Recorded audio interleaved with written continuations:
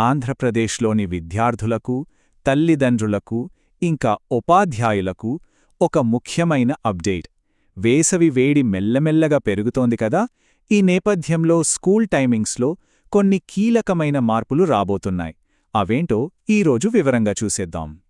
సరే, ఇక అసలు విషయానికి వద్దాం. ఎండలు పెరుగుతున్నాయి కాబట్టి ఇప్పుడు అందరి మనసులోనూ ఒకే ఒక ప్రశ్న మెదులుతోంది. అదేంటంటే 2026 వేసవిలో స్కూల్ టైమింగ్స్ ఏమైనా మారతాయా? అవును, ఖచ్చితంగా మారతాయి. దీనిపై ప్రభుత్వం నుంచి అధికారిక ప్రకటన కూడా వచ్చేసింది. డేట్ గుర్తుపెట్టుకోండి, మార్చ్ 16, 2026 నుంచి ఒంటిపూట బడులు ప్రారంభంగాబోతున్నాయి. మరి హఠాత్తుగా ఈ నిర్ణయం ఎందుకు తీసుకున్నారు? దీని వెనుక ఉన్న కారణమేంటి? ఇది కేవలం షెడ్యూల్లో మార్పు మాత్రమే కాదు, విద్యార్థుల భద్రతకు ప్రభుత్వం ఎంత ప్రాధాన్యత ఇస్తుందో చెప్పడానికిదొక నిదర్శనం. దీని వెనకున్న ప్రధాన ఉద్దేశం చాలా స్పష్టంగా ఉంది. పిల్లలను ఆ మండుటెండల నుండి, వడదెబ్బ నుండి కాపాడటం. వారి ఆరోగ్యమే అన్నిటికన్నా ముఖ్యంగదా. అందుకే ఈ ముందు జాగ్రత్త చర్య అన్నమాట. సరే, కారణమైతే అర్థమైంది.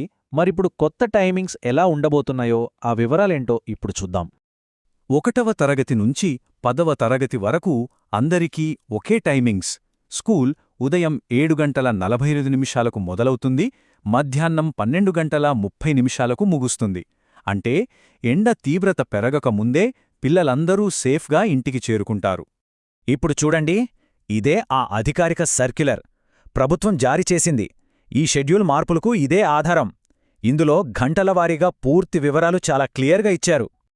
ఆ అధికారిక షెడ్యూల్ను ఇంకా సింపుల్గా అర్థం చేసుకోవాలంటే ఈ టేబుల్ చూడండి. రోజు ఉదయం అసెంబ్లీతో మొదలవుతుంది.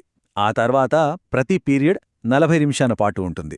మధ్యలో పిల్లలకి రిఫ్రెష్ అవగానికి ఓ అరగంట బ్రేక్ కూడా ఇచ్చారు. మొత్తం 7 పీరియడ్లు. అంతా చాలా పక్కాగా ప్లాన్ చేశారు. టైమింగ్స్ మార్చడమే కాదు, విద్యార్థుల కోసం ప్రభుత్వం కొన్ని అదనపు ఆరోగ్య మరియు సంక్షేమ చర్యలు కూడా ప్రకటించింది. అవేంటో చూద్దాం. ఇక్కడ గమనించాల్సిన 2 ముఖ్యమైన విషయాలున్నాయి. ఒకటి, మధ్యాహ్న భోజన పథకం ఆగదు, అది యథావిధిగా కొనసాగుతుంది. 2, ప్రతి స్కూల్లోనూ పిల్లలకు అవసరమైన ఫస్ట్ ఎయిడ్ సౌకర్యాలు అందుబాటులో ఉంచాలి. ఇది తల్లిదండ్రులకు ఎంతో భరోసానిచ్చే విషయం. అయితే ఈ కొత్త రూల్స్ ఎవరెవరికి వర్తిస్తాయి? కొన్ని స్కూల్స్కేనా, లేక రాష్ట్రవ్యాప్తంగా అన్నింటికా? ఆ వివరాల్లోకి వెళ్దాం. ఒక్క విషయం చాలా స్పష్టంగా గుర్తుపెట్టుకోవాలి. ఈ ఒంటిపూట బడుల షెడ్యూల్ అనేది ఆంధ్రప్రదేశ్లో ఉన్న అన్ని పాఠశాలలకు తప్పనిసరి. ఇందులో ఎలాంటి మినహాయింపులు లేవు.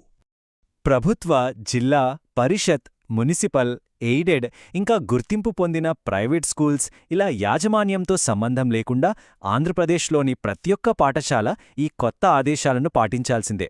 అంటే రాష్ట్రంలోని ప్రతి విద్యార్థి భద్రతకు ఈ మార్పులు వర్తిస్తాయన్నమాట.